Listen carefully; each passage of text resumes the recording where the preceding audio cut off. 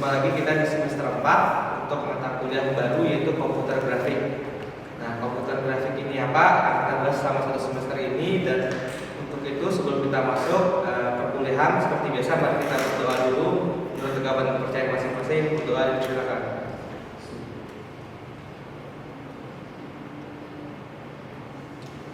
Berdoa selesai.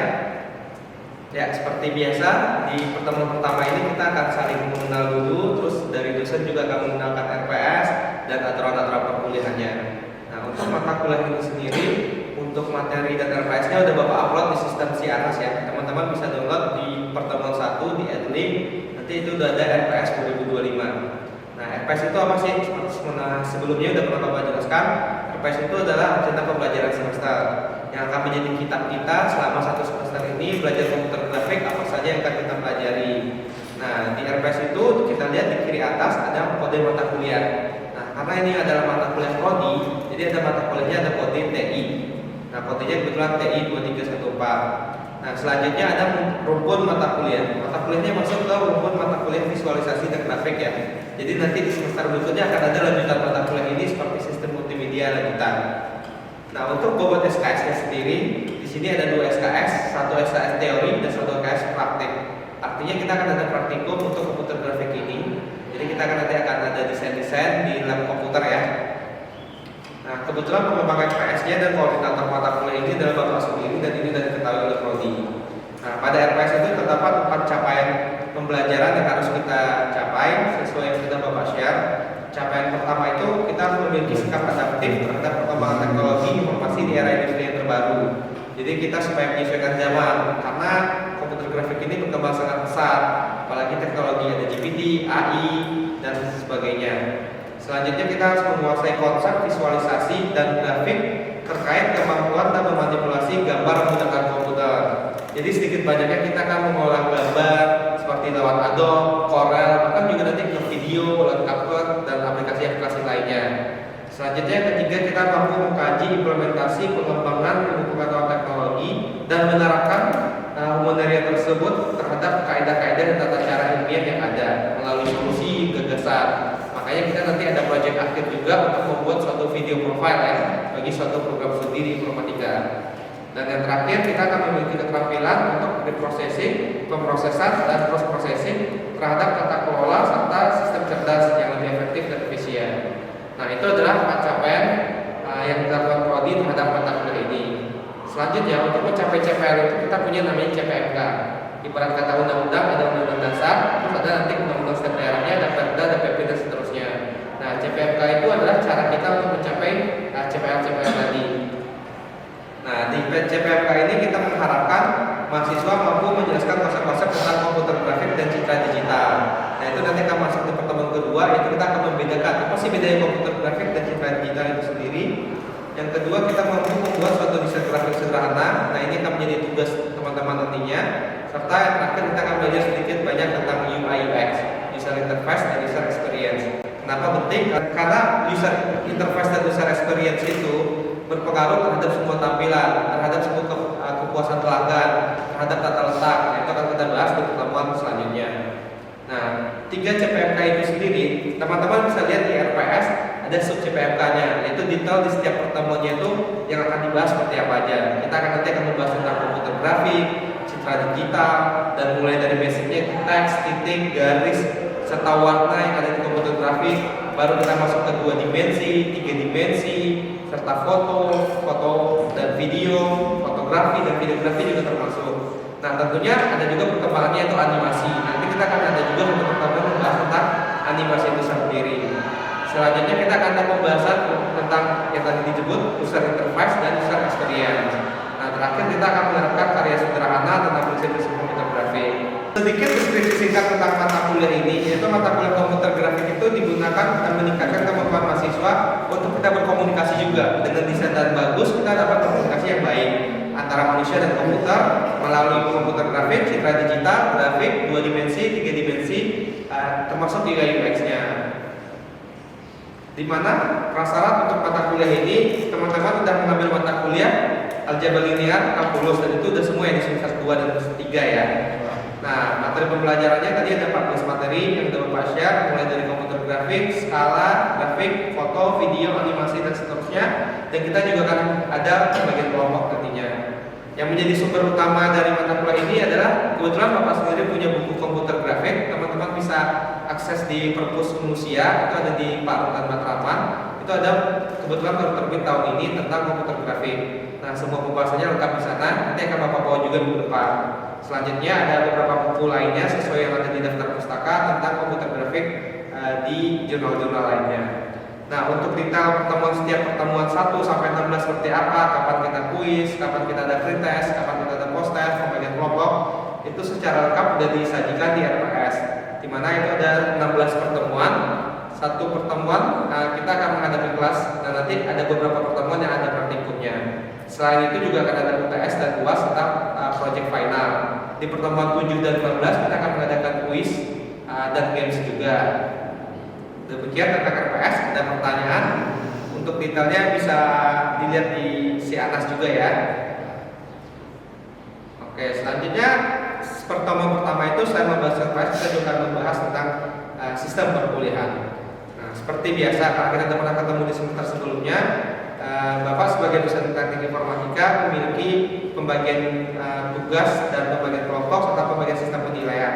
Untuk nilai sendiri diikuti apa yang ada di Sianas, yaitu bobot 85 ke atas itu kami mendapat nilai A, 80 sampai 85 itu A minus dan seterusnya seperti tabel yang tersaji. Sedangkan untuk penilaiannya seperti biasa, nanti kita akan ada UTS 25%, UAS ataupun final project 30%, presentasi 20%, kuis 10%, tugas individu 10% dan 10% dari absensi serta keaktifan teman-teman. Jadi kita akan ada 100% penilaian yang detailnya akan Bapak share juga di materi Sianas untuk pertemuan hari ini. Selanjutnya untuk aturan perkuliahan. Aturan perkuliahannya sederhana seperti biasa. Untuk keterlambatan kita kasih maksimal 15 menit ya. Tapi yang telat di atas 15 menit boleh masuk tapi akan ada hukumannya. Akan menghibur teman-teman yang masuk.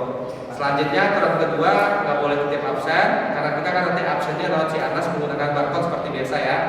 Jadi apabila teman-teman ada kendala sakit, izin atau perhalangan, komunikasikan saja di grup. Nanti untuk kita sesuaikan absensinya menggunakan barcode. Selanjutnya, zaman udah makin canggih, kita di sini juga membatasi penggunaan GPT atau AI ya. Teman-teman tetap boleh menggunakan GPT, Google ataupun sumber internet lainnya. Tapi sebisa mungkin nanti kalian olah dan pahami sendiri, lalu direfrase dan dianalisa dengan kebutuhan teman-teman untuk kemudian menggunakan tugas.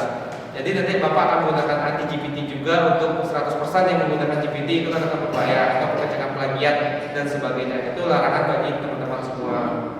Sisanya sama seperti kuliah sebelumnya, nanti kita akan melakukan pembagian kelompok, akan melakukan pembagian tugas individu dan tugas kelompok lainnya. Sampai di sini ada pertanyaan? Cukup ya. Kayak kalau nggak ada, berikut ini akan saya Bapak tampilkan contoh video pembelajaran pada komputer grafik pada semester ini. Silakan disimak.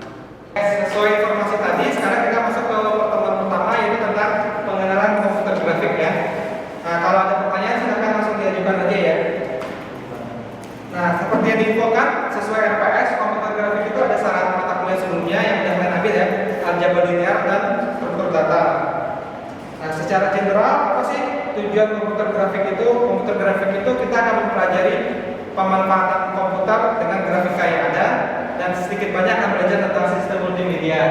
Nah, sampai di sini dulu, teman-teman tahu komputer itu zaman dulu untuk apa fungsinya? Ada yang tahu? Kalkulator, Pak. Untuk berhitung. Ya. Jadi sejarah awalnya komputer itu dibuat untuk berhitung atau fungsinya kayak mesin kalkulator. Nah, komputer itu zaman dulu itu kan berhitung angka. Nah, lama-lama kan orang bosan lihat angka. Akhirnya lama-lama muncul tuh bahasa pemrograman itu sekarang makin canggih sampai penggunaan teknologi AI ya. Nah, dengan adanya grafik, angka-angka itu kan kalau teman-teman melihat angka kan bosan ya. Melihat di Microsoft Excel ada angka satu sheet gitu. Nah, tapi kan kalau atasan itu pasti pengennya bagaimana kalau ada dashboard atau gambar itu kan lebih menarik ya. Nah, makanya komputer grafik itu akhirnya membuat kemajuan dari sisi desain itu sendiri. Seperti yang ada di sini nih, kita ada peta Indonesia, ada grafik angka, ada slow motion, ada video pesawat. Nah, itu adalah peningkatan dari komputer grafik itu sendiri. Nah, komputer grafik itu berbeda dengan pengolahan citra. Nah, apa bedanya pengolahan citra sama komputer grafik? Ada yang tahu?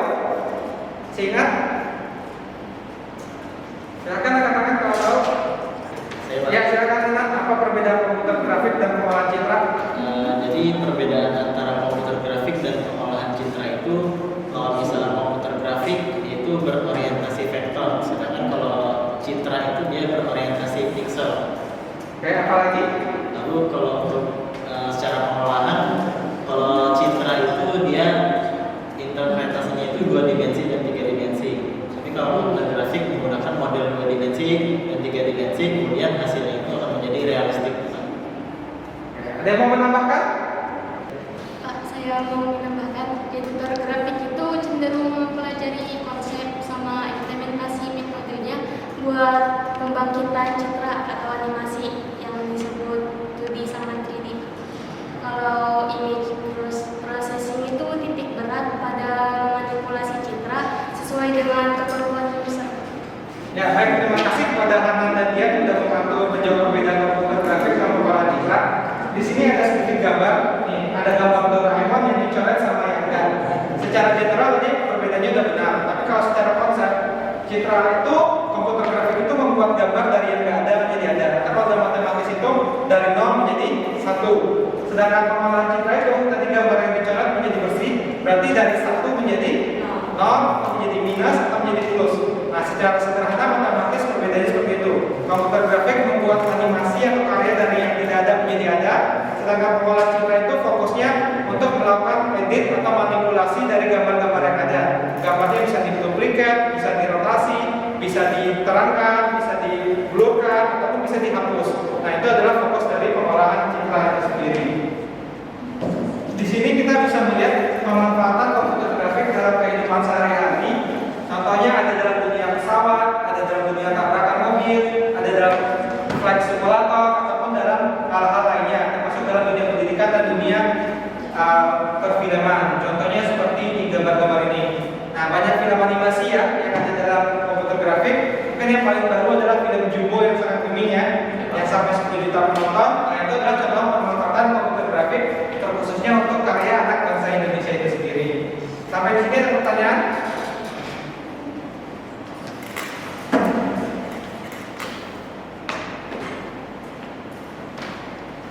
Oke, kalau nggak ada, kita lanjut. Selanjutnya ada aplikasi-aplikasi yang dipakai dalam dunia komputer grafik.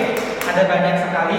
Ada CorelDRAW, ada Adobe Photoshop, ada AutoCAD yang biasa dipakai teman-teman industri atau anak arsitektur. Ada 3D Studio Max, ada Visio, terus ada CapCut yang sering kalian pakai, ataupun aplikasi-aplikasi lainnya. Di sini ada sedikit video yang akan kita putar untuk mempelajari lebih dalam tentang video grafik itu sendiri. Silakan ditonton.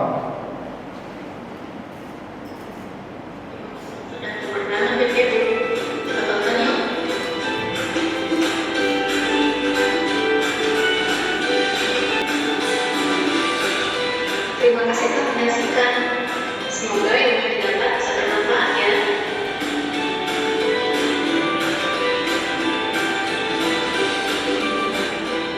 Ya, jadi ini adalah video dari tugas kakak kelas kalian sebelumnya, di mana dia menjelaskan tentang komputer grafik itu sendiri. Tadi juga dijelaskan dari komputer grafik menjadi pengolahan citra, kemudian komputer grafik itu sendiri banyak dipakai dalam dunia banyak hal, termasuk dalam dunia game konsol. Terus dalam kalian bagian TI itu nanti UI UX, desain website, kan website itu kalau warna biru semua juga nggak bagus kan ya? Atau loginnya letaknya di bawah kiri nggak kelihatan gitu. Nah, itu termasuk pemanfaatan dari UI UX itu sendiri. Oke, nanti di sini juga ada tadi pembahasan kalau komputer grafik itu dimanfaatkan dalam banyak hal, termasuk audio, video, animasi, dan lain-lain. Nah, ini akan kita diskusikan pada pagi hari ini. Pada hari ini kita akan membagi dalam 4 kelompok yang akan membahas masing-masing tiap kelompok membahas satu topik. Nanti akan dipresentasikan di hari ini juga ya. Nah, silakan teman-teman bagi menjadi 4 kelompok.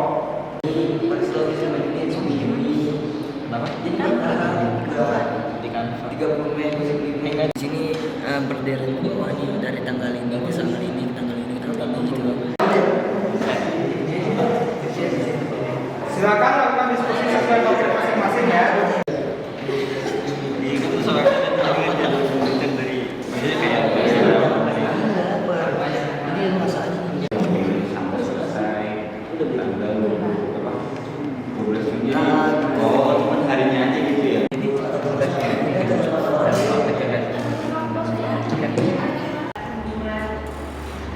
Buat proyek video ini lagi bikin skrip videonya Pak.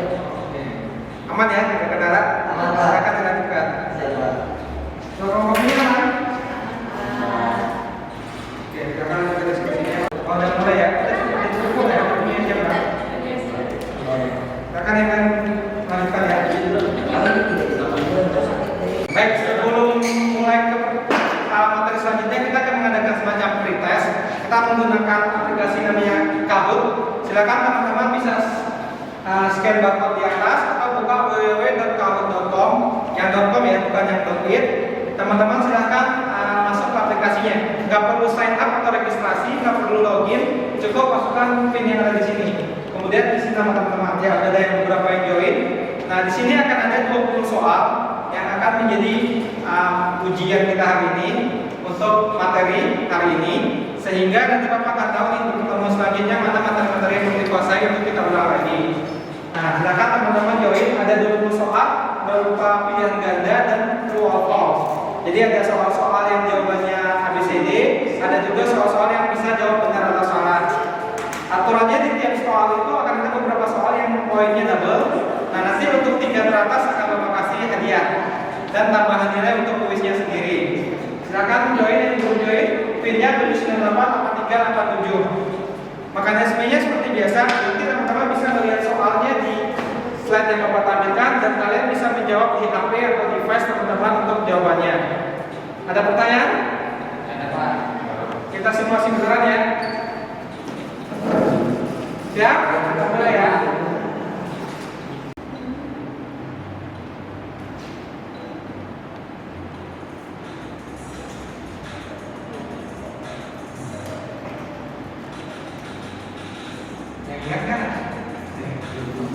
Kemarin yang menang siapa? Anand ya, ditarik lagi nih kayaknya nih kalau kalah. Anand nih dia kita tarik lagi nih.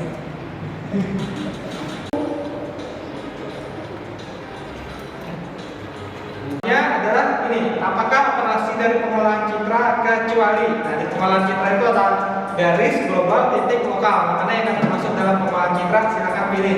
Waktunya 20 detik ya kayak biasa. Tahu dah. Ya.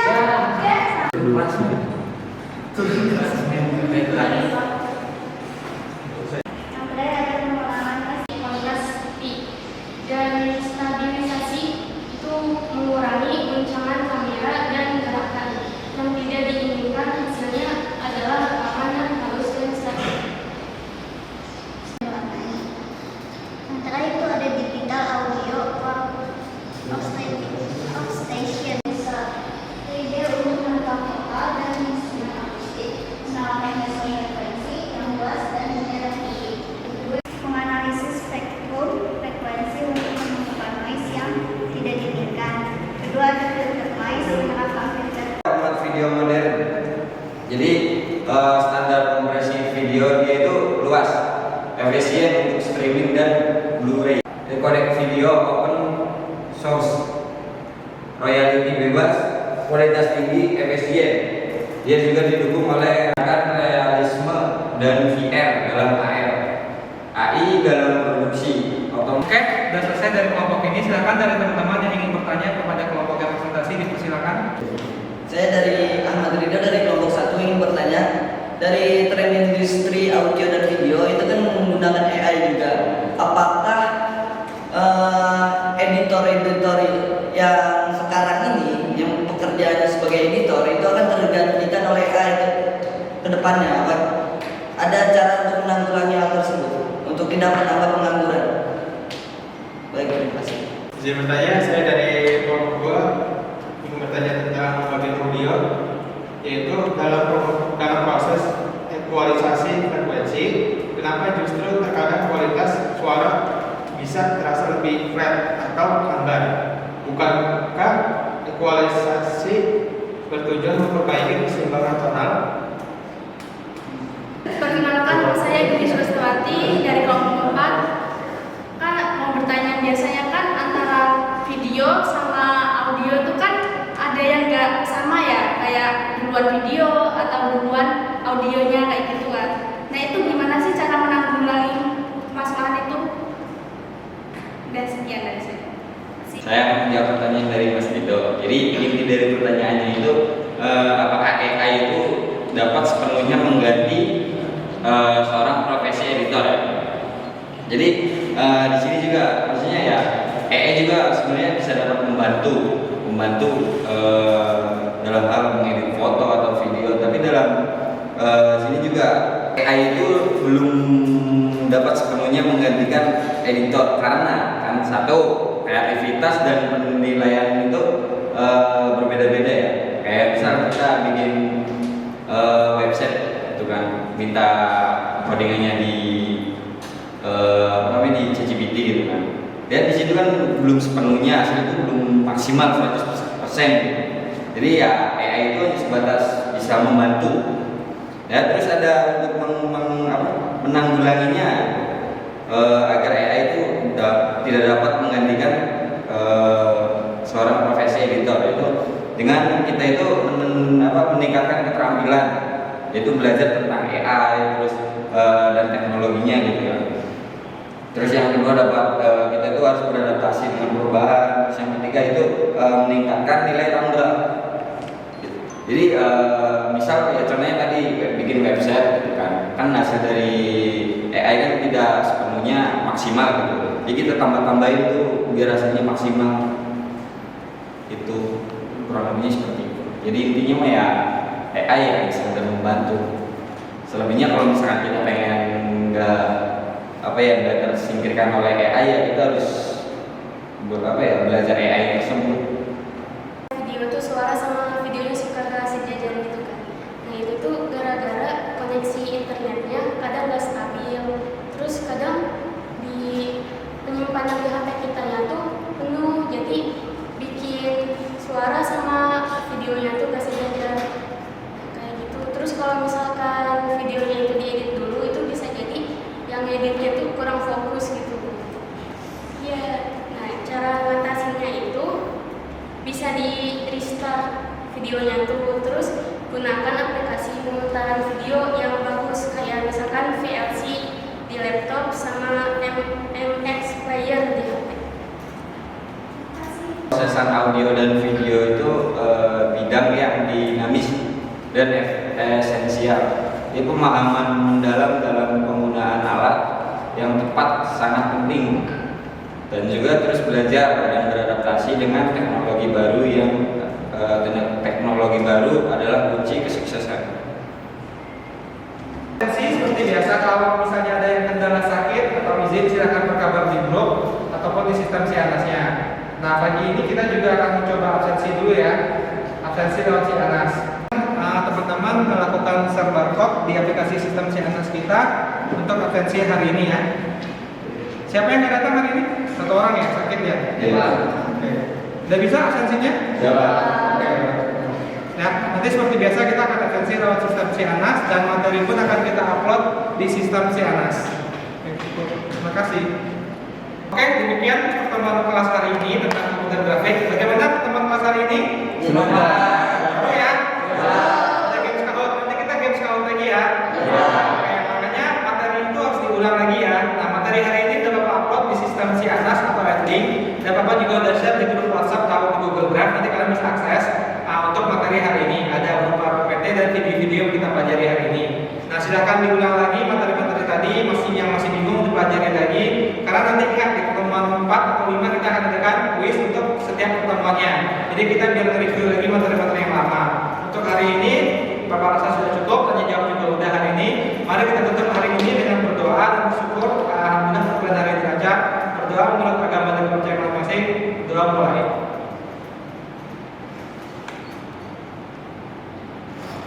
Oke, berdoa selesai. Oke, tak terasa setelah 2 jam kita kelas hari ini, kita akan bertemu lagi minggu depan di jam yang sama dan jadwal yang sama. Jangan lupa kerjakan tugasnya ya. Oke, sampai jumpa. Assalamualaikum.